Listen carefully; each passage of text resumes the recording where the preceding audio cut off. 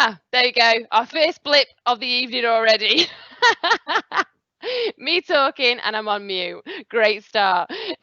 So what I was saying when I was on mute was, hello everyone, and thank you for joining us tonight. And I did say, fingers crossed this all works well. It would help if I put myself off mute. So yeah, we're really looking forward to tonight. It's a great way to communicate with you about things that are going on this year.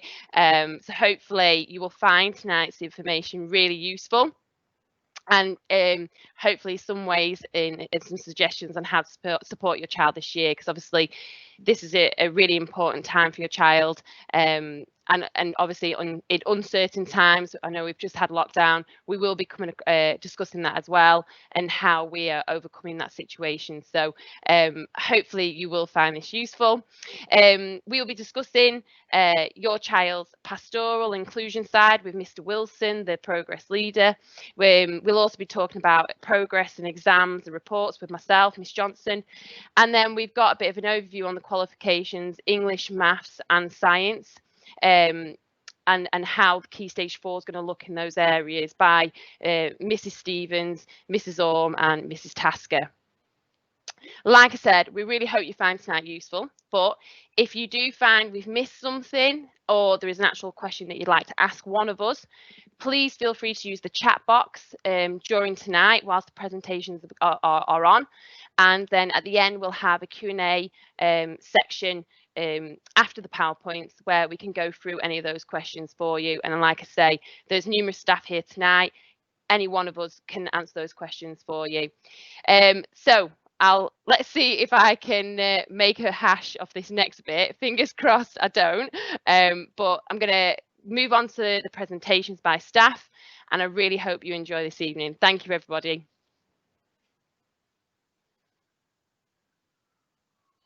Hello everyone, my name is Mr. Wilson. I'm the Year 10 Progress Leader. Welcome to the Key Stage 4 Information Evening for the Year 10s. Thanks for taking the time to join us. I know this isn't how we'd normally do it or how we'd probably like to do it, but there's lots of useful information to be shared tonight. So again, thank you for joining us. Hopefully today your son or daughter will have received a pack in their tutor time that contains 2 booklets, a revision guide order form and also a pen, pencil and a highlighter. If you have that with you whilst we're going through this, it's a good point of reference, and please keep it safe as it has lots of information that will be useful throughout the year. I hope the information today is useful. There will be time for questions at the end, and if you don't get the time to ask the questions then, please don't hesitate to get in contact by email with either me, Miss Travis, or any of our form tutors. So before we start, I just want to give you a brief outline of the evening. First of all, I'm going to give you some information about the year ahead, our vision and the expectations for the year, also some tips and advice for how our students can perform as well as they can.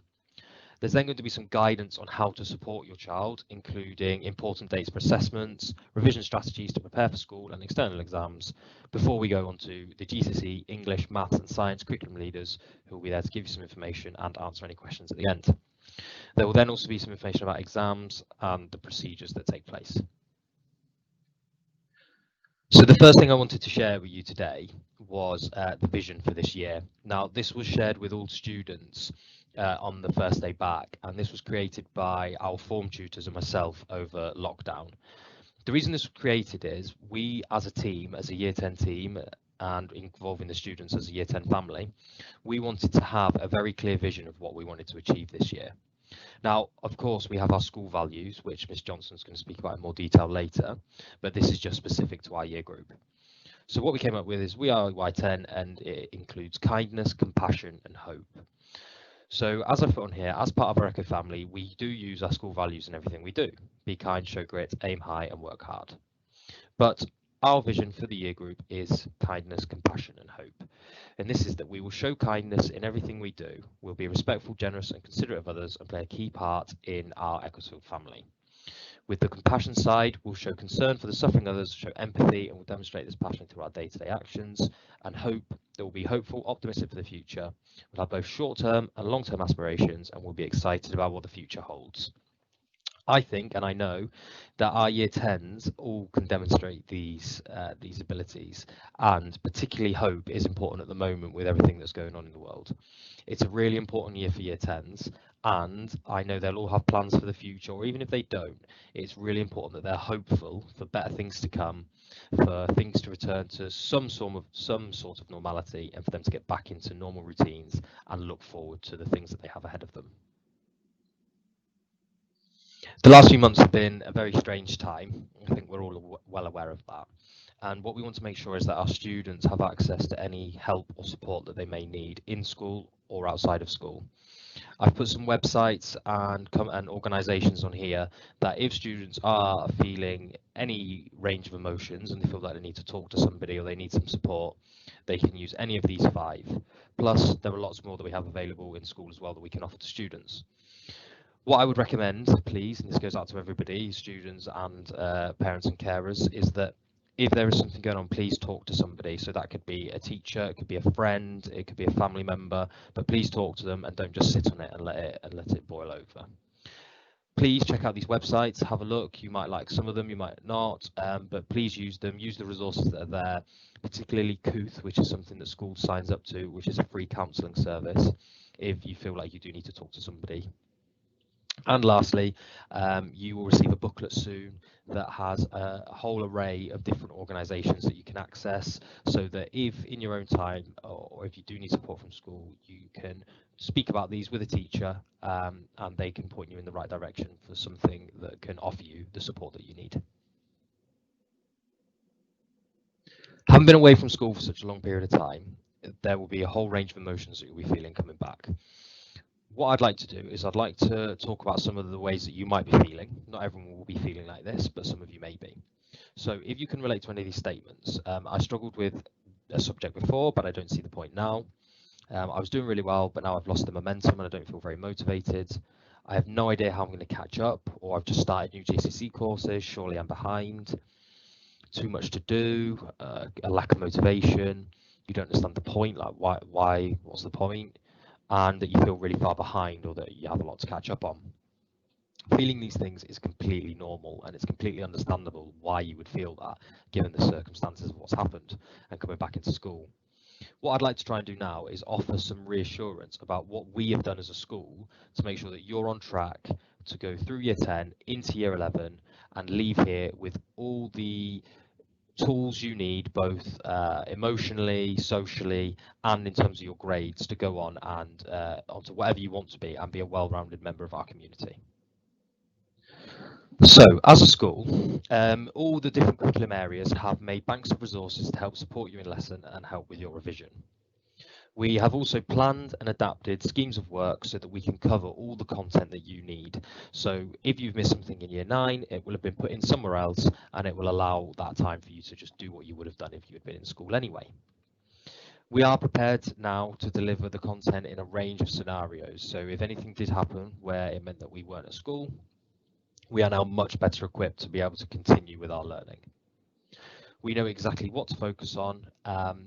We did really well in the summer with our grades, and we are experts in what you need to be able to pass your different courses. And finally, we will support you with any worries or concerns that you have. Please remember that it's okay to not be okay.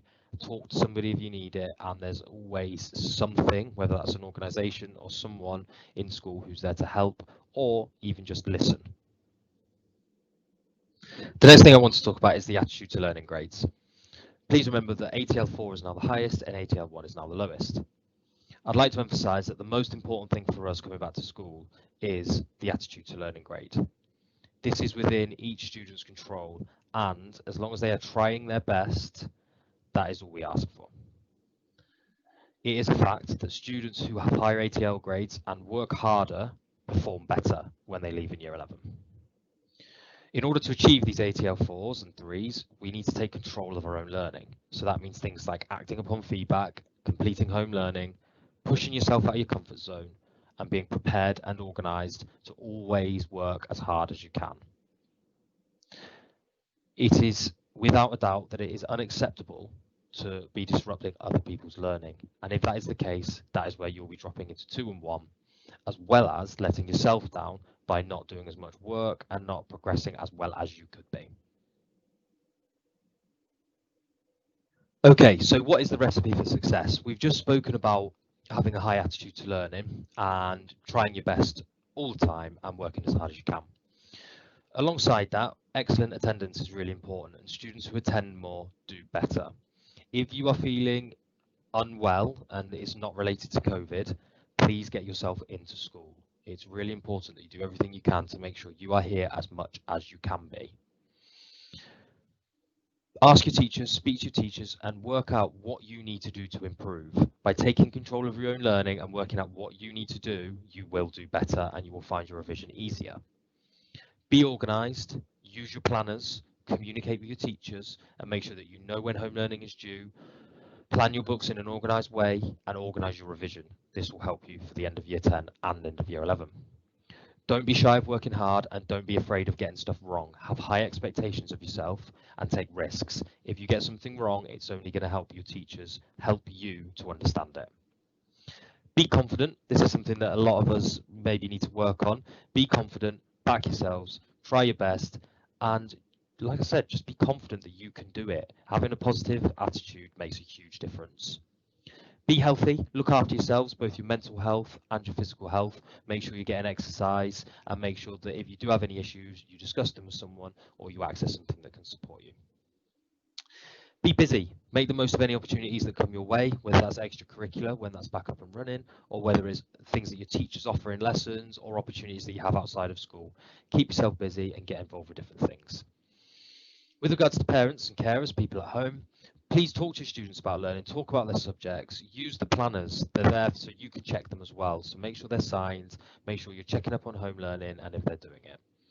Ask about deadlines, help them make lists and plans, make sure there's a quiet space for revision, which I'm going to talk about a bit later on, but if there's a place where, now particularly that we're at GCSE, where students can work quietly and they can revise, it makes a huge difference. If you're able to support with revision guides and things like that, that's fantastic as well. And push them to do things like Quizlet, use the internet for revision, and support them with this. So to go on to attendance more specifically, we hope that each student will have 97% attendance or more. That is our school's minimum expectation. If a student drops below 92%, this will be considered persistent absence, and this is where legal action may be taken. It is an absolute fact, without a doubt, that the more students are in school, the better they perform. This is a proven fact, and year on year, the students who are here in this building working hard do better than those who are not. I just wanted to provide you with a few other things to think about. Do students have a place at home to study without distractions? And this is a big one, which I'll talk about in a checklist later. But how do we make sure that students don't have mobile technology with them? Please put some ground rules in place, as phones are the biggest distraction for our young people. Can your child tell you where they're losing marks? Can they do that? And if not, can they speak to their teacher and work out where? Do they have a revision guide yet? Is their time structured at home? And we're going to show you an example of a plan later on. And are they completing their homework or revising regularly? Now that we are in year 10 with GCSEs, it's really important that the work is happening outside of the classroom as well as in. Are they getting quality sleep? I know that lockdown is one of the things that may have affected this. Please, this is a really important part of a young person's development. You must be going to sleep at a good time, and you should be getting between 8 to 10 hours sleep at your age. Do they make their revision active? Please encourage different techniques. It's not just about reading from a book and hoping it sticks. There are loads of different things that you can do. If you need any advice with that, ask somebody in school and they'll be able to help you. Are they getting some physical exercise? Physical exercise is so important, not just for your physical health, but it has a huge impact on your mental health as well. And how are they coping? Ask them. They might not want to talk to you, they might not open up, who knows, but encourage them to speak to somebody else if that is the case. Communication is the key. Okay, so I don't want to come across as if I'm teaching how to suck eggs, but there is a checklist here for parents and students just to get you thinking about what we can do to support our students. So I've highlighted 4, which I'm going to talk about. The rest you can read in your own time. The first one is there that place to study at home without distractions? Particularly as students are getting into their GCSEs, it's fundamental they have somewhere that they can sit and work and focus. The second one is the technology. Please take some time to remove technology from their revision, particularly their phones. If they're sat there trying to concentrate and their phone is buzzing next to them, they will not be concentrating.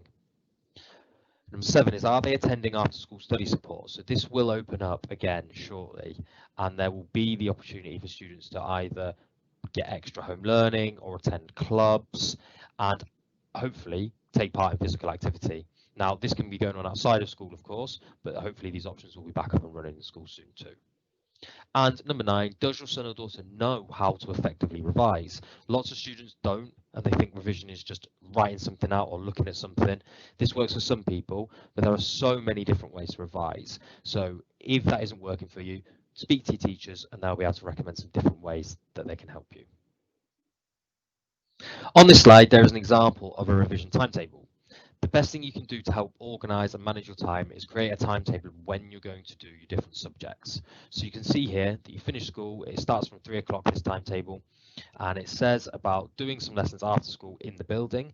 You go home, have some free time, you have your dinner, and then you might do a half an hour to an hour, maybe 2 hours on different nights of different subjects. And then it still has lots of time for free time, football training, or any other extracurricular activities that you do. One of the most common things that students say when they get to the end of year 11 and they realise the exams are coming up is that they wish they'd started their revision earlier. The earlier you get going and the earlier you recap things and you go over them, the more likely you are to remember them and the more likely you are to perform better in your exam.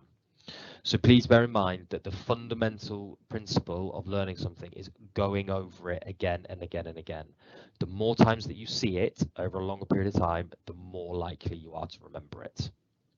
On top of that, the more organised you are, the better you will perform too, as you will be less stressed, you'll meet all your deadlines, and you're more likely to revisit things more often. As I just mentioned, that recall and revisiting the same topics is one of the most important things. There are some little ideas on this slide for what you could do. So, for example, regular quizzes and mini tests, teach a partner, teach a friend, teach someone in your family, do lots of practice questions, and condense your notes onto revision cards and use them as testing tools. Memory is strengthened by revisiting. So the more you see it and the more you move it around, you say it, you write it, you listen to it, you teach somebody else it, the more likely it is to stick into your long-term memory. Now, hopefully, none of your bedrooms at home look like this because this isn't very conducive to a good working environment.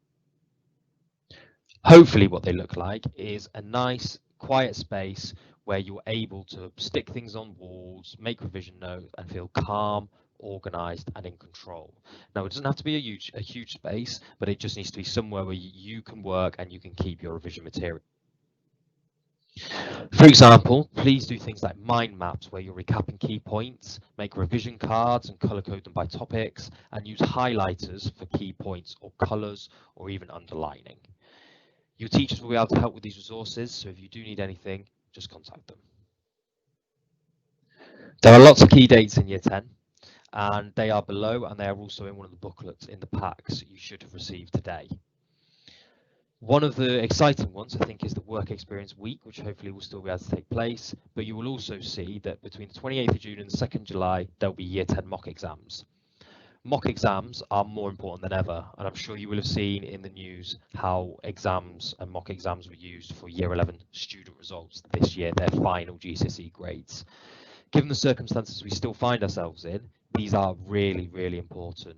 And that's not to stress anybody, but it's really important that we start our revision, we start working hard, we get our heads down, and we prepare ourselves for these mock exams.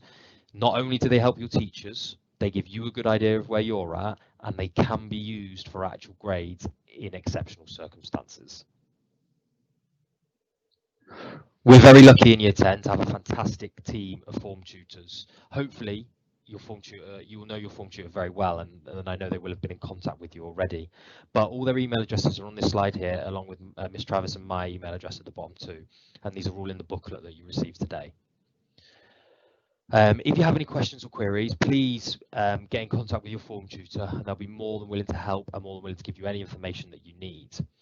please can I ask that you have your up-to-date email address and phone number given to school. If you're unsure, just give us a call or drop an email with your email address and your phone number so that we can contact you. One, in case of an emergency, but two, so you get all the information that school will send out or text out. Thank you very much for attending. Thank you very much for listening. Again, I know it's very strange, but it's the best we can do in this situation. There will be an opportunity to ask questions at the end. Alternatively, you can email your son or daughter's tutor, Miss Travis or myself, anytime, and we'll be more than welcome to get back to you. Thanks again, and hopefully see you soon. Good evening, everybody. My name is Miss Johnson. I'm the assistant head teacher for Outcomes. So I'll be talking to you this evening about progress, exams, and how we report to you this year. I will apologise for my random headset that I've managed to find. I lost my own, so I've managed to find these in a box in a corner somewhere. So sorry about that, but I am looking forward to talking to you tonight. Hopefully you'll find tonight interesting. And like we said earlier, if there's anything that I haven't mentioned that you do want to know, please put it in the chat box and I'll be here for the Q&A at the end of the presentation. Thank you. I wanted to start off tonight by talking about our vision as a school. There are 4 visions: working hard, be kind, aim high and show grit. And we link our 4 parts to our vision in our attitude to learning. Everything is centered around these 4 parts, and we feel that this makes a well-rounded student. I also want to focus on the fact that I think it's really important that we work together as a team. We all have the same priority, which is for your child to excel in school in their own way, in their own ability and in their own interests, to support them in their further education. And you know, a successful student, a successful school and a successful community is where we link together, and I think it's vital that this is a huge part of this year and going into year 11. I also wanted to take this opportunity to talk to you about how your child is measured in terms of their progress to go on to further education and what colleges are looking for. Now, your child's progress is split into 3 areas, and we call them buckets. So we have bucket 1, which is English and maths, and these are double weighted for your child. They're hugely important for further education. A lot of colleges require a grade 4, and I'll be talking to you a bit about how that equates to the old leveling in the next slide. We also have bucket 2, which is your EBAC qualifications, and that includes your sciences, your modern foreign languages, your humanities, which is geography and history, and also your computer science. We then have bucket 3. We call this the open bucket, and this is all the other qualifications that haven't been mentioned yet. The reason they split into buckets is to ensure that we provide your child with a broad curriculum. We don't narrow it in any way. The government are huge on that, and we support that as well. You know, our job is to ensure that your child leaves the school with as many qualifications as possible, because it shows that they have a broad range of skills, and the colleges do look for that as well. So I just wanted to spend a few minutes just to explain how that works and within the buckets. I also want to take this opportunity to talk to you tonight about the new grading 9 to 1. It has been around for a couple of years now, so some parents may have already had older children that have received this new grading, but there may be some parents out there that are not aware of it or haven't had a child go through the new grading yet. It's now grading 9 to 1. Grade 9 is the equivalent to an A**, which didn't exist years ago, so it does show that exams are getting more difficult as they've added a new grading system there in place that's more difficult and challenging. The grade 8 is equivalent to an A**, and it works its way down that way, so grade 7 would be equivalent to an A. Now, in terms of grade 4 is equivalent to an old C, and we class this as a standard pass. All colleges do request this. This is what they push for. This is what our aim is for all our students. No matter what their target grades are, we aim for all our students to reach and strive for that grade 4, the standard pass for college, to support them in the further education. Grade 5 we class as a strong pass, and again that's what colleges are looking for students that receive that strong pass. So it's really important that your child knows this for further education, that they're two big grades that are important to them, that colleges do want students to push and strive for those gradings. Now, some students have picked vocational courses, so it could be a BTEC Performing Arts, BTEC Enterprise, or a Cambridge National Sports Science, or Health and Social Care, those kind of coursework subjects. Now, they're graded differently, but they equate to the GCSE grades 9 to 1. So this is what this table will hopefully show you.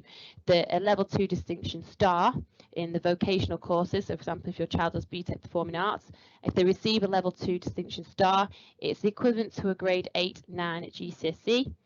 They need to be pushing for ensuring that they get that level 2 pass.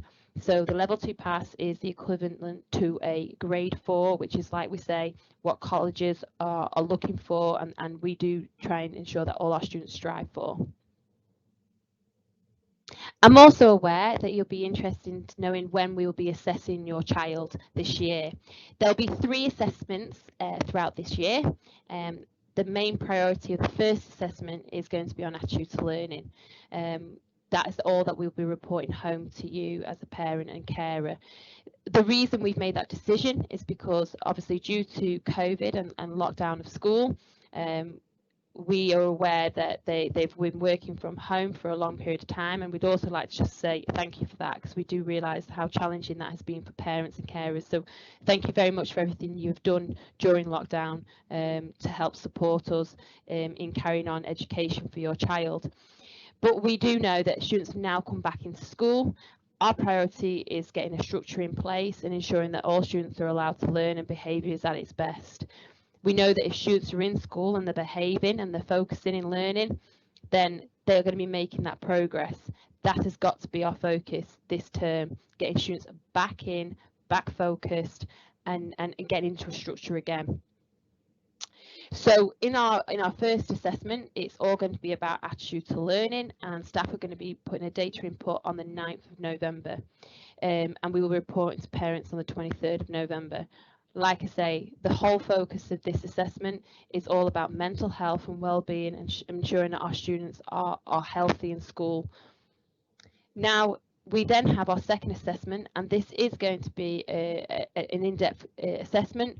Students will have been in school a full term and slightly over, which gives us enough to really now start testing and seeing if students can retain that information that they've learned. So there'll be the assessment week on the 8th of February. Students will be given a revision week the week before, and they'll be given a feedback week afterwards. So that's where the class teacher will be able to go through any misconceptions that they've seen throughout the exam. They'll then be asked to do a data input on the 1st of March, and parents will receive a report on the 15th of March. And this will give you a really good idea of where your child is in their new subjects from options. And then they'll have mock exams in June. We've moved these a bit further back to allow more teaching, so that we've got more content to test against and see how much your child has retained. That's going to be week commencing 21st of June. Members of staff will then have opportunities to mark the work and data inputs 28th of June. And then we will be reporting to parents week commencing the 12th of July. So just before the summer, you'll be receiving a report on how your child did in their mock exams before they move back into year 11. Again, they'll be given a revision week and a feedback week the week before and the week after.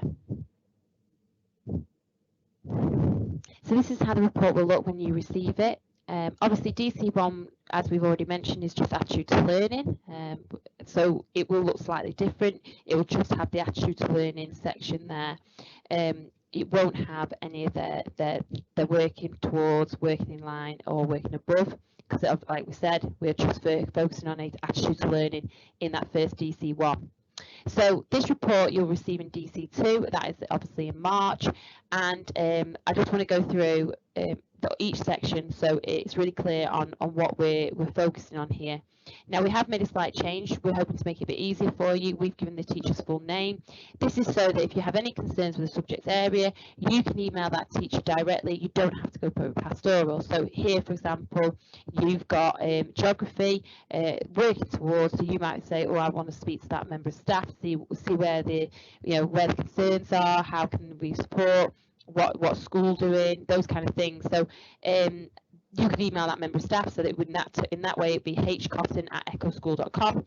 You could email the staff yourself and see where get their advice really, and speak to them about their performance, your child's performance. Now here you've got the end of year 11 target. For this child, their end of year 11 target for English is grade 8. Now what we're saying is that in year 10, they're trying to aim for a grade 6 by the time they leave year 10. And the progress that they're making at the moment is in line. So what we're saying to you as a parent is they are in line for making that grade 6 at the end of year 10, and obviously in line for making the grade 8 in English at the end of year 11. Here, however, you've got geography here they're working towards. Their aim is to get a grade 5 by the end of year 10. So what we're saying is currently at the moment they're not quite there. However, it's really important to also look at attitude to learning. So as you notice, that their attitude to learning is grade 4 for geography, even though that they're working towards, they're not quite making the right progress. They are working really hard in lessons. So that would probably inform you that it's more of a knowledge and the skills. It could be exam skills, it could be a certain topic area that they're just really struggling with, but obviously they're working really hard in lessons, and the teacher is aware of that, and they're acknowledging that. However, if you look at religious education, RE, they're working towards in this section here, so they're not quite making the grade 5 at the end of the year, but they're also grade 2 for attitude to learning. So that would suggest to you that they're probably not quite focusing as much as they should be doing in lesson time, and there could be some work to do in terms of their attitude, the grit, and the focus in the lessons. Now, when it comes to DC3, that data report will be the mock exams at the end of the year in June, and at this point we have also added a new column with current grade. So everything is the same.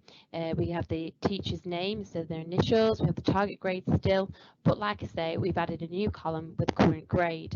Now, because it's DC3 is the end report, it's the last report before the summer, really the current grade, if they are in line with their end of year 10 grade, it should be the same. So here, for example, in English, they're working in line, and the reason they're working in line is because they've just done the mock exam. Their end of year 10 target is a 6, and their current grade is a 6.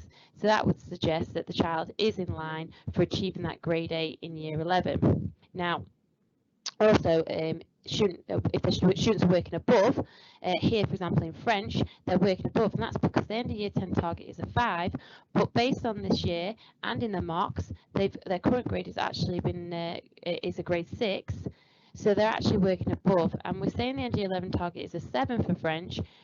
The member of staff is suggesting that if the child continues to work as hard as they are doing, they could actually achieve a higher grade. Especially when you look at the attitude to learning in French, their attitude to learning is the highest, it's grade 4.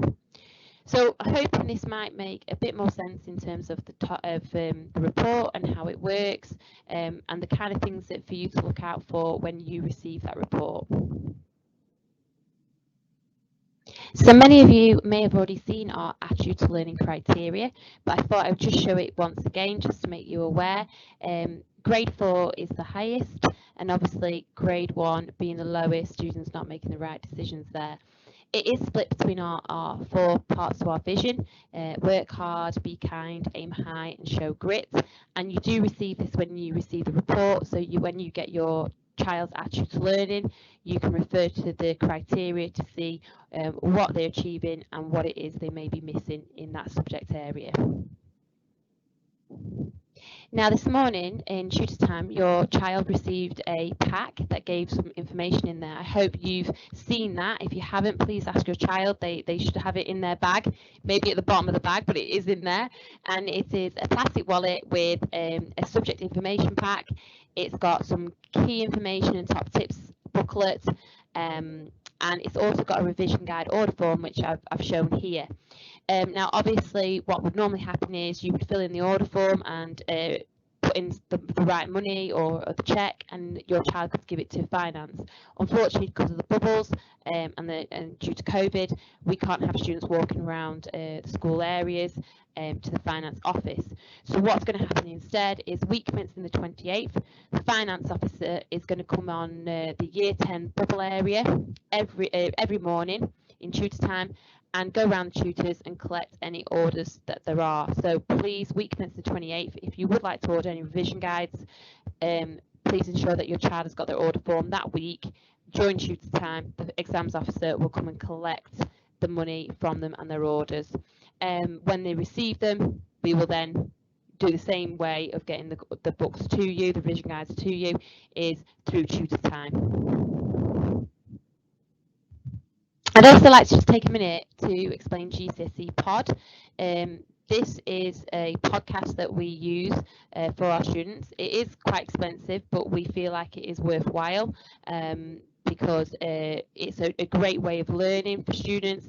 It's in their everyday lifestyle. It's users' phones because of podcasts. They can download the app. They can listen to a number of podcasts on their phone whilst on the bus on the way to school. It fits into their everyday lifestyle quite well. It has a library full of podcasts. Students love them. We've had so much great feedback, especially I've heard some really good feedback about English literature and the poems. A lot of students love listening to the poems on the podcast, and I think they give them some key tips when they're listening to the poems. You can download the app on your phone, like I say, or you can access it through the website on your computer.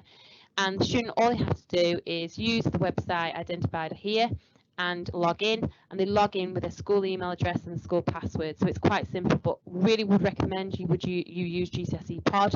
We've subscribed to English, language and literature, maths, and there's also GCSE PE on there as well. Mrs. Evans is also doing some online video sessions for parents. If you are a parent who may not be feeling that confident in helping your child with maths, home learning or revision, she is doing some brilliant online videos in a way to support you. If you are interested in registering, her email address is at the bottom of this slide. It's numeracy@echoschool.com if you are interested in being involved in these sessions. And just the last one from me, it is to make you aware of at Echo Exams Twitter page. This is where we put our most up-to-date information about any exam. So when it comes to the mocks in June, we'll update you there. Obviously, with the COVID situation, we've been using this Twitter page a lot in informing parents about any updates to exams. We don't know what's going to happen next year in Year 11 yet. We may have to there may be some adaptations again, we don't really know. So we just like to use this Echo Exams Twitter page to inform you as quickly as possible if we do hear of anything or to share any information with you. So I would suggest following as you might find it useful. It also is run by our exams officer, so you can tweet them at any time, and Lindsay Gillett will get back to you as quickly as she can. So it's a really good way of communicating, and it's a great way for us sharing information with you. So I would suggest following there. Finally from me, thank you for listening. I hope you found this really useful, but like we said earlier, if I have missed anything, please feel free to put it in the chat box and I'll answer it at the end. All right, thanks everybody and have a lovely evening. Good evening, everybody. Mrs. Stevens here, Curriculum Leader of English. Hope you're well. Thank you for joining us this evening. I'm just going to take a few moments of your time to go through some core information for English language and literature. As you can see on the screen, my email address is there. Please do email me throughout the year with any questions or queries or concerns that you have. And as always, I will do my best to get back to you as soon as possible. Across the 2-year course, your child will complete 2 sets of English language exams and 2 English literature exams. Now, this year we will be covering the following content. So we will be covering the skills required for English language paper 1 and 2. We will be exploring Macbeth and A Christmas Carol, and we will also be exploring 15 poems in a power and conflict anthology.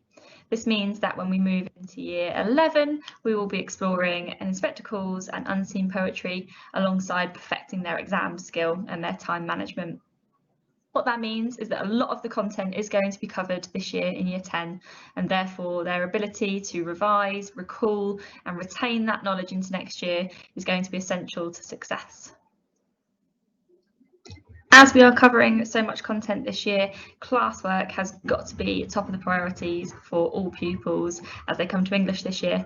Simply put, that means coming ready to engage, ready to complete work to the best of their ability, and ready to respond to questions, to bring their ideas, to engage in classroom discussions and debates, and making sure that they are consolidating that learning through homework and revision. Now, we will be setting weekly home learning, and we will expect that to be handed in as per the school policy, but at this time it would be very advisable that they start revision early on in the year. We're covering GCSE content right from day 1, so if you can support your child with getting that revision right, starting with little 10-minute blocks in year 10, they will really reap the benefits of that as they move into year 11.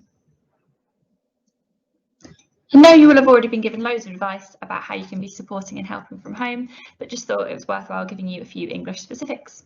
So as we're studying quite a lot of literature content this year, it would be really helpful if you could support them with giving them just space at home to display potentially quotations or flashcards, things that they'd like to regularly recall and test themselves on, and you could help them with this. You could ask them to finish the quote, you could move them around the house and challenge them to correctly identify which quotes are from which text. You could support them with proofreading homework and helping them with any spag errors or mistakes that you can spot. You don't have to know what the essays are about, you don't have to know the texts in full, but you could just be reading and supporting them from a grammar point of view. You could be taking away the distractions, controlling the timers, encouraging them to get their home learning done within a decent time frame. And you could just be encouraging them to refresh their notes, their posters, their folders regularly, listen to and read text with them, and just discuss their learning at home as often as possible. Giving them a time and a place to start that little and often revision is the biggest thing that you can be doing to support them at this time. Now, in terms of accessing a variety of different methods for revision, on the screen you can see some starting points. Now, GCSE Pod is available for maths and PE and English, and it is an excellent resource to consolidate learning whilst it's happening this year and to extend and develop that learning in preparation for year 11. You've also got the kind of classic bite size, you've got Revision World, and you've got YouTube and somebody called Mr. Bruff, who if your child's never heard of, should definitely be looking into, just to find alternative methods for recalling and consolidating their everyday lessons and learning. On the screen, you can see a myth that we would like to get rid of straight away at the beginning of year 10, and that is the myth and the belief that you can't revise English language. Now, thankfully, that statement, that belief is not true at all. As you can see, there are already an array of different revision guides that can be accessed for English language revision, and they will be available for you to order through school. And there are regularly new books and new guidance for students on how they can revise for English. So please make sure that they are not just prioritising English literature as they are revising, but they are carefully considering how they can get their English language revision as secure and as kind of permanently as part of their revision process as possible. Finally, from me, just a note on how you can most support your child to attain the best grade that they possibly can in English language, and it is all around just discussion and debate and conversation with them. For English language paper 1, they'll have to read a completely unseen fiction text. So the more that they can be reading at home and engaging in challenging unseen texts, the more confident they're going to be when they open that exam paper and they are faced with something that they've never read before. For English language paper 2, it's all based around non-fiction, speeches, journals, articles, making sure that they have a really, really strong opinion on certain ideas and certain topics, and being able to discuss those with them, debate those with them, talk about the news, write letters, listen to parliamentary arguments, make up words in a Scrabble game. All of those things are going to be really beneficial and just so supportive to their English language studies. So anything that you can do above and beyond just to contribute to their ability to argue, their ability to persuade, their ability to debate is going to help them throughout the year. That's all from me. Thank you very much for your time, and a reminder that if you've got any questions, please email me throughout the year and I will do my best to get back to you. Take care. Good evening, I'm Mrs. Earn, the Curriculum Lead for Maths. I'm going to go through some strategies you can use to support your child at home with maths. 2 out of the 3 exam papers use a calculator. It is important they have their own calculator and they know how to use it. Please ensure they bring their calculator to school so they can learn how to use it in lessons. Calculators and revision guides can be purchased from the Finance Office.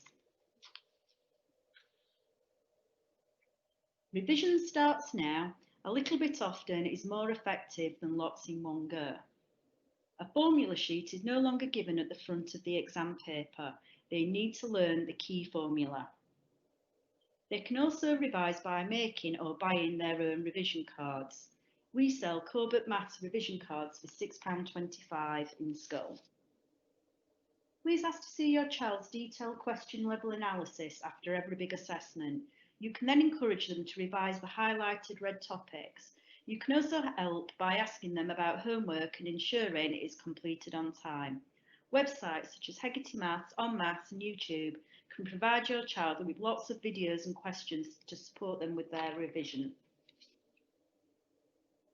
The learning logs used at the end of the topic can also be used to guide their revision. Type Hegarty Maths into Google. They will then use their name and date of birth to log in.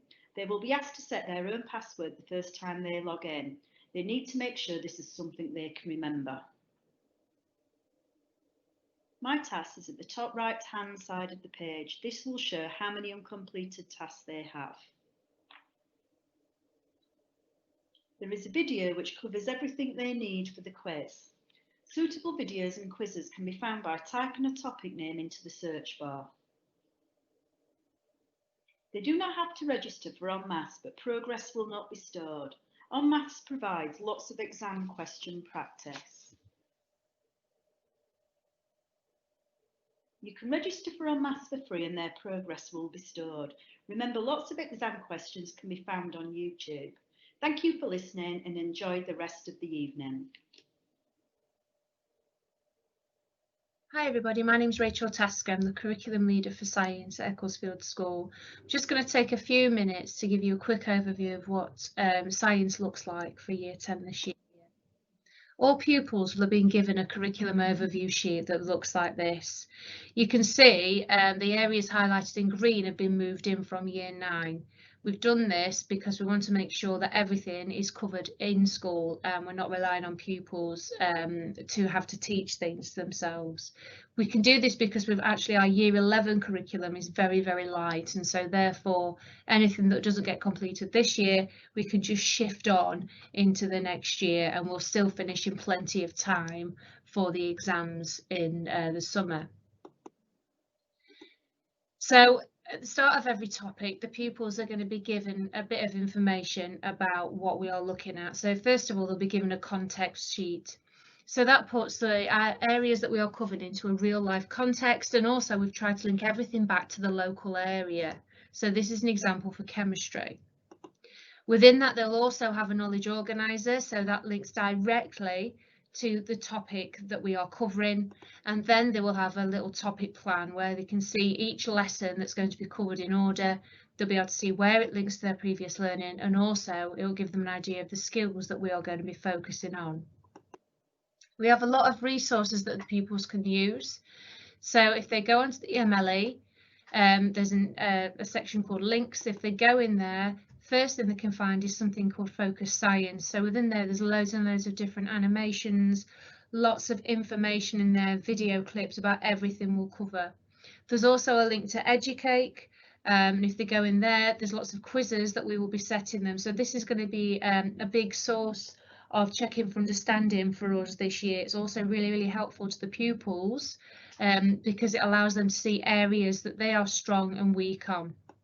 What we will then do with the Educate quizzes is that we can get a printout like this, so we can look at all the different questions that we have set from a particular topic. We can look at the areas that the class as a whole have done not very well on. So for instance, here if you look at question 9, is only 35% have got those right. We can have a look at that question, we can have a look at the content of it, and then we will reteach that.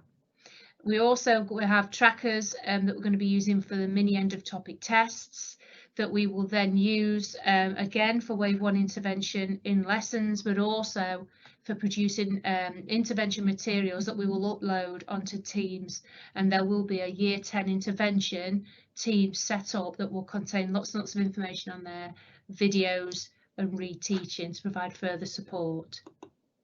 We have resources available to buy through school. We recommend actually getting workbooks so that the revision is active.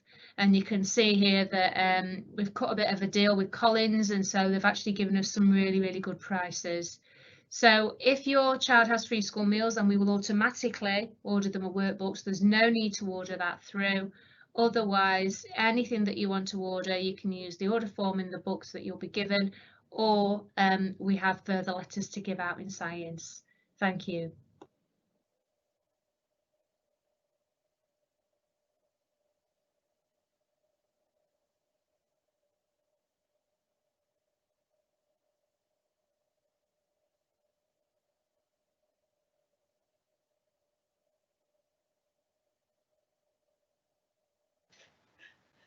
Sorry, I was on mute again. Why I can't understand that, I don't know. So thank you, everybody. I think we have got some information from Miss Cassell, so I'll make sure I get you to that as well. But we'll just go through some question answers here before I move on to Miss Cassell's PowerPoint as well. We've got a couple here from can I change my options? Okay, so in terms of that, we do have a rigorous year 9 options process. So for example, you have an interview with your SLT, you have year 9 options evening where we go through all the qualifications, and there's also tutor time dedicated to your options. So we are hoping majority of you are happy with your options, and it's not something that we suggest you do is start moving those around. However, if you are unsure about one of your options, please come talk to us. We can see what the concerns are and how we can help you in that option subject. So, you know, we're not saying ignore it, but we will definitely support you, but we don't encourage you to change your options. One of them is, when does my child start revising? In terms of revision, it's continual through homework, through past paper questions that your class teacher might give you. It is important to recall and apply what has been learned to embed that into your long-term memory. So it is a continual thing that we ask you to do. I think one of the biggest focuses is going to be for year 10 is how to revise, really. And this is going to be through, like I know I mentioned about assessment week, we have a revision week. And I think it's really important that, you know, class teachers help support your child on how to revise in that revision week. And we also have, during tutor time, going to have some focus as well on form time, where they'll be teaching techniques on how to revise. So I think that'll be a big one. We've also got a question sort of on the back of that, which is, where will there be guidance on revision techniques, and that's what I'm saying, through tutor time, that'll be the main one, and through revision week. So I hope that answers that question there. I think one of the questions as well is about do free school meal children get discount on revision guides? for me, yes, they do get a discount, but if you would like more information, please get in touch with Miss McCoy, as she's in charge of that, so she can give you a bit more information regarding that one. I think one of the questions has been, which revision guides should I order? The order form is a suggestion. It's not compulsory. You know, or order the ones that you feel are going to be the most beneficial to you, and more importantly, the ones that you can afford at the moment. So that's a main one. I think someone has said that they haven't got an order form in their pack, so we'll make sure we place that on the website. And then we've got a couple of other ones. I think, I don't know if Miss Sutcliffe, I know you've been answering a few of the questions on the chat. Should I give you just a couple of minutes as well? Would you just like to say a few words as well for us, Miss Sutcliffe, about some of the questions that have been given?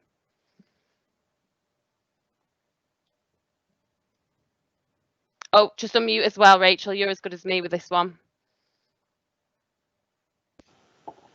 Hello everyone, thank you for your questions. They've been really useful, and obviously we had similar questions with year 11 too.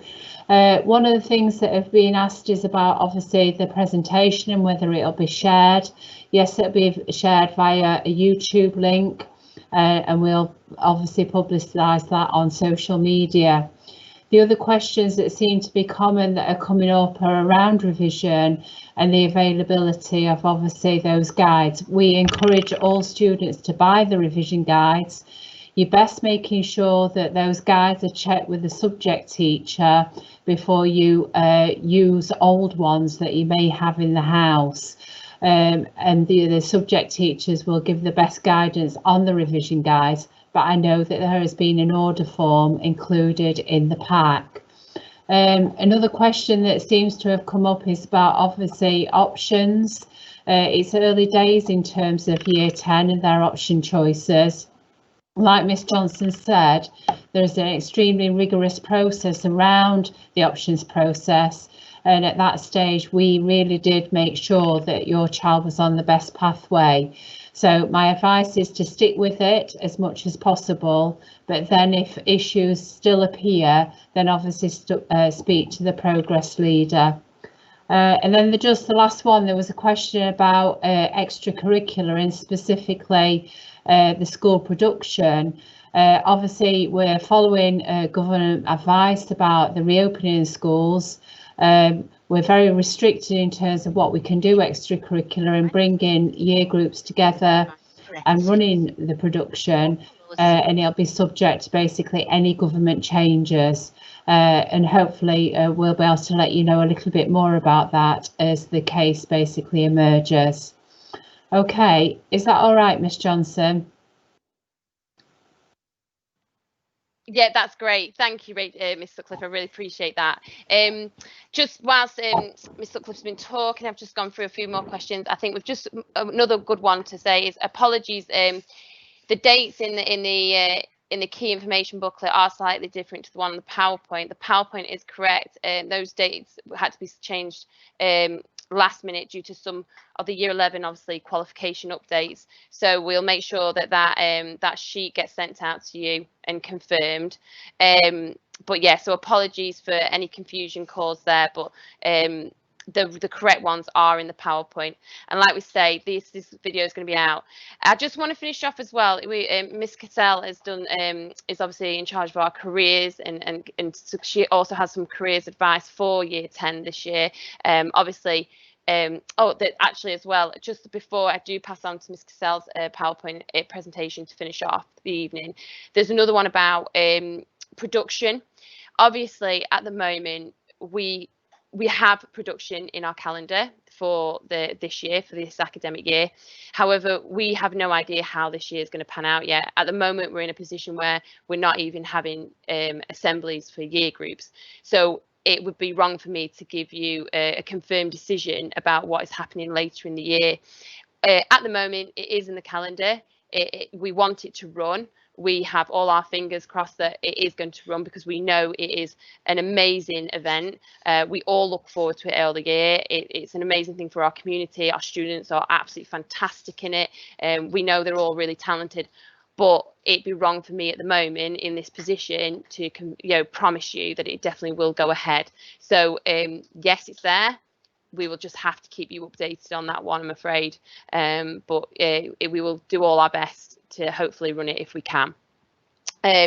So yeah, I want to finish off now. I'll obviously speak to you before we leave, but I just want to definitely give some opportunity to talk about careers and obviously work experience with Miss Cassell. So I'm just going to give the PowerPoint presentation to Miss Cassell before we come back to me. Thank you. Good evening. My name's Leslie Cassell and I'm the Careers Advisor for Ecclesfield School. What follows is a brief overview of the Year 10 work experience application process. Please be aware that the format next year may be different from previous years if the COVID-19 restrictions stay in place.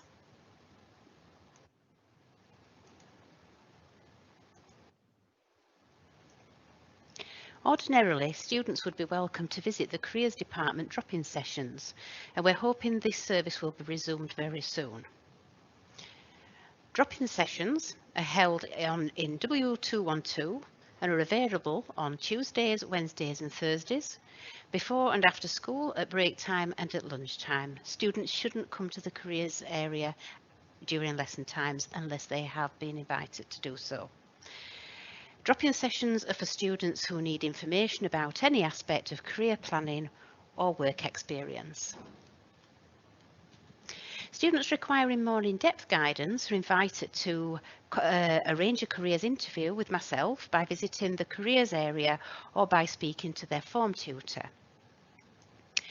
Ordinarily, parents would be invited to the careers guidance interview, but this is currently not possible. However, parents and carers are very welcome to contact me or the careers assistant work experience coordinator, Miss Munden, by email or telephone, and we'll always endeavour to respond to all queries within the week.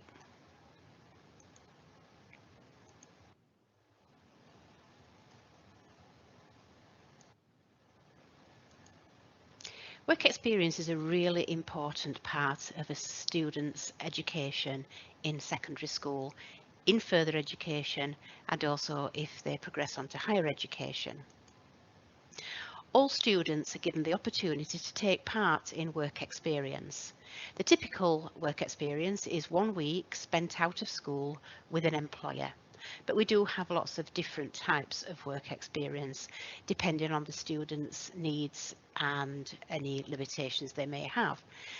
This year, like I said previously, we're not really sure how it's going to pan out, but at the very least we will be offering some virtual work experience placements, and some students across the summer took up the offer that I sent out by email and did take part in a work experience with an employer.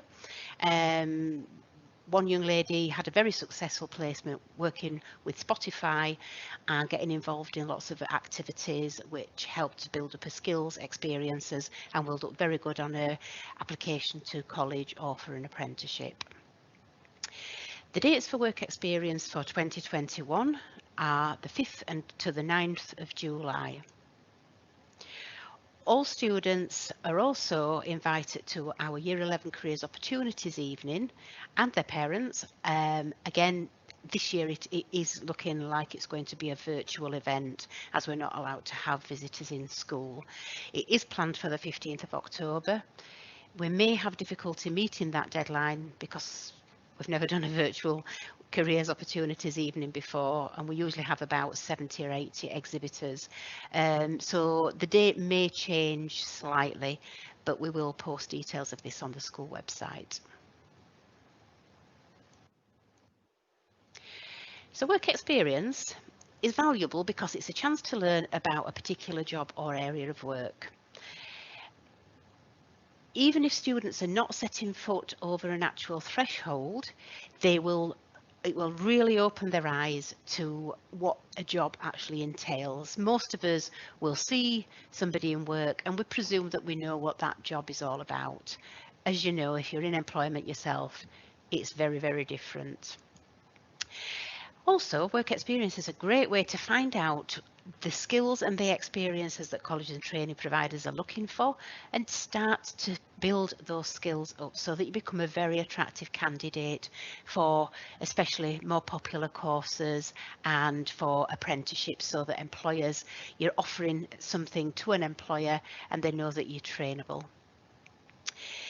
Work experience has been fabulous in the past for helping students to develop their independence. Students always come back into school feeling much more confident and with a fresh outlook on what employability skills actually are and what employers see as valuable. It's an opportunity to prove yourself, to show employers the skills and the qualities that you have. And it's also a good way to help with future choices. So, for example, we've had students in the past that may be really interested in working in childcare. When they actually go into the workplace, they realise that it's a lot of it is not just sitting and helping children with their learning. There are lots of other tasks, and hairdressing is another one where students go out of school really keen to have a job in hairdressing when they leave, and then they come back and they know the realities of it.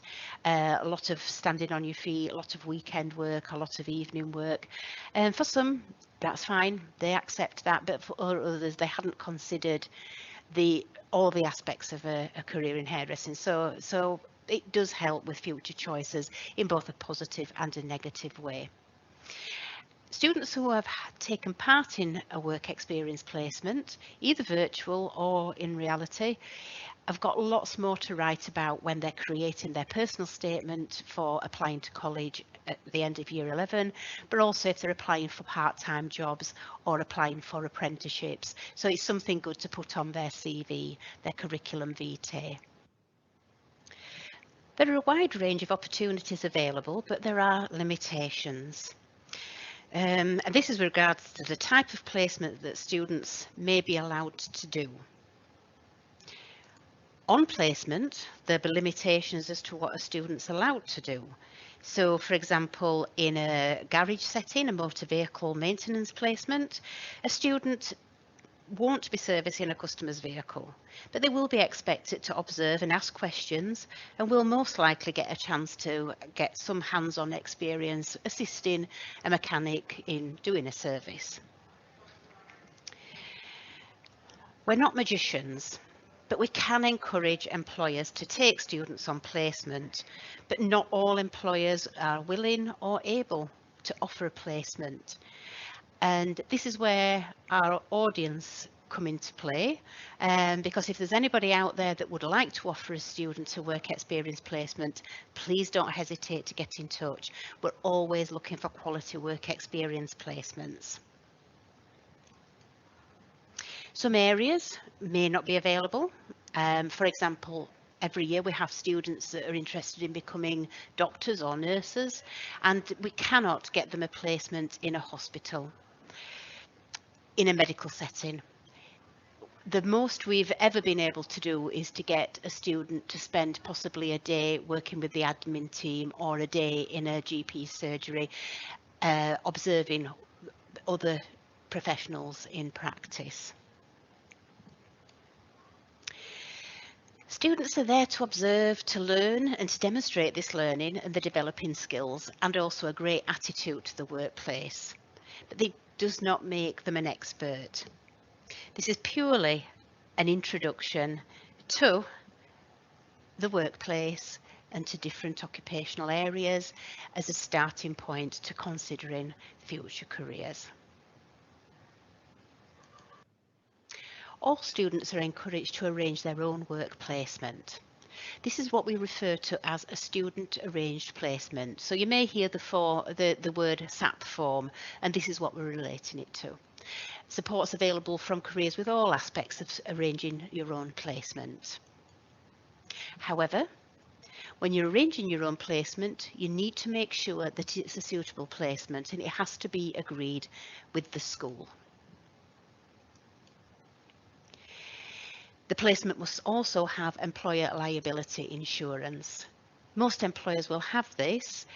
Any employer that is thinking about setting on a student and they're not sure what the requirements are, just get in contact with the careers department and we'll be able to point you in the right direction.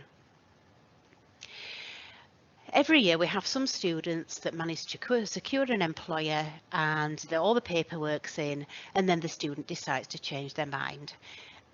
This is seriously discouraged, because when a student has accepted a placement, the student must honour that commitment. It's unfair to have an employer go through all the process of setting up a placement and then changing your mind and withdrawing your interest.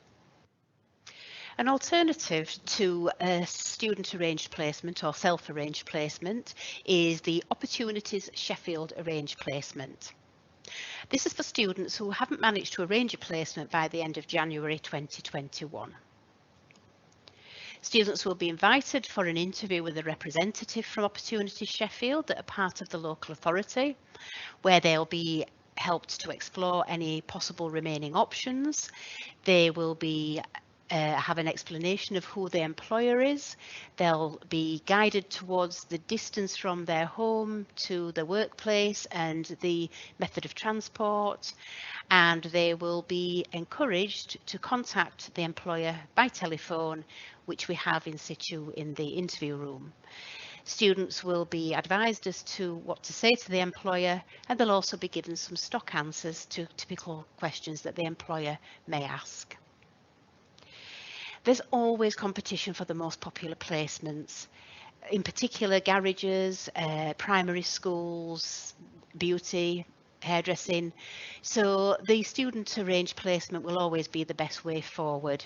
However, for students who are unable to secure an employer by the end of January, we do have an alternative in place. So that's all from me for now. We're here to support you. Any help that students need or parents need with regards to career planning, understanding options, work experience, please don't hesitate to get in touch.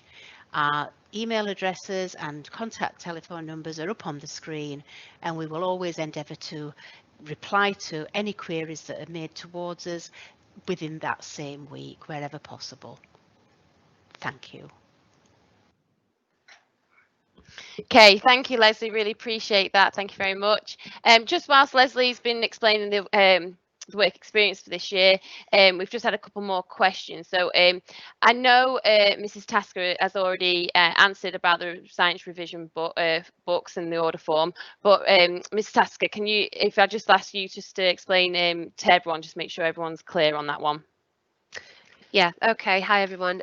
So if you look at the science pages within the information book, the science order form should be straight after those. If it's not, for whatever reason, then I'll make sure tomorrow all the science teachers have loads of copies so they can give them out in lessons, and also can talk to the students about which are the most suitable for them to order. What we do is, rather than giving out revision guides, we sell workbooks, because pupils are going to get more out of their revision if they are actively revising and doing questions from there.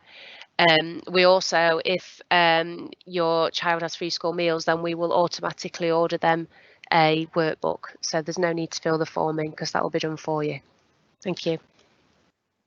Thank you. Thanks, Mrs. Tasker. Yeah, I think on the top of my head, it might be like page 8 and 9. It's in the subject information booklet. It's that one. There's 2 booklets. You've got the key information top tips and the subject one. It's the subject one. I'm sure it's around page 8 or 9. We've got a question here, Mrs. Stevens, about English. It just says, how is English teaching split between English Lang and Lit, as the timetable just says English?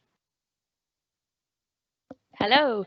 Yes, so English is often covered in kind of parallel throughout the 2 years, but we focus on each half term one key area of the exam. So at the moment for year 10 we're focusing on language paper 1, but what we do is we help pupils to understand where those skills are transferable. So it might be that we have Friday lessons that are then focused on literature, and then during half term 2 we'll switch to a literature heavy focus whilst addressing language skills in additional lessons, like on a Friday, just to show them that that the skills are really transferable. But the main approach is to have a language half-term focus followed by a literature half-term focus. Thank you. Thanks for that one. We've just got a quick one about maths. I know, Mrs. Om, you've answered these as well, but just so that everyone's getting the same message. There's two here for maths. There's one that says, what's the procedure if my child feels they are in the wrong set for maths? And then it also says, how do we know if we need higher or foundation revision guides for maths? If you're unsure about their sets, the best thing to do is email or ring their teacher, or email me directly using the email address that was in the PowerPoint that will be sent online, and then I can have a look to see if there's anything needs addressing.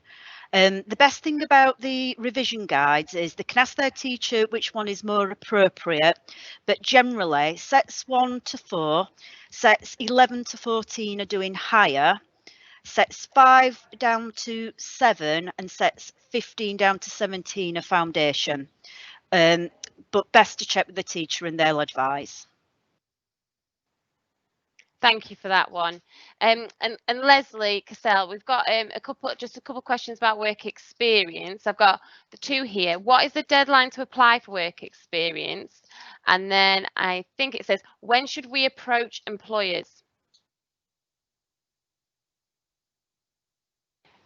Good evening.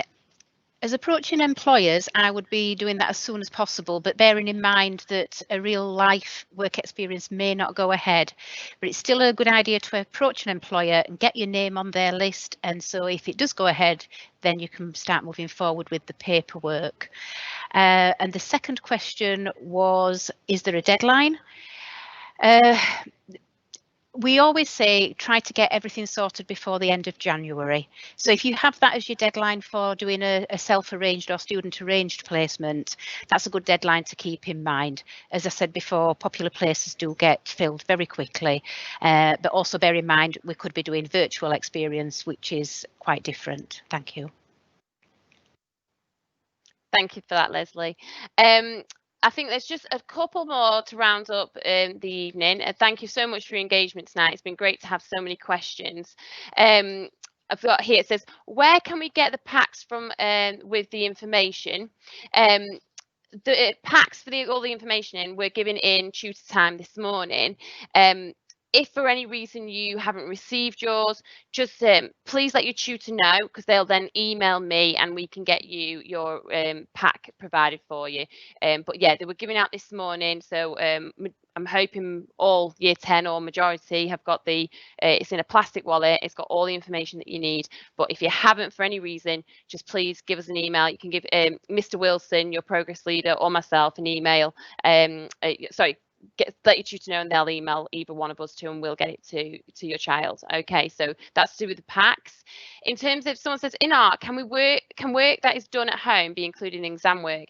All exam boards are different.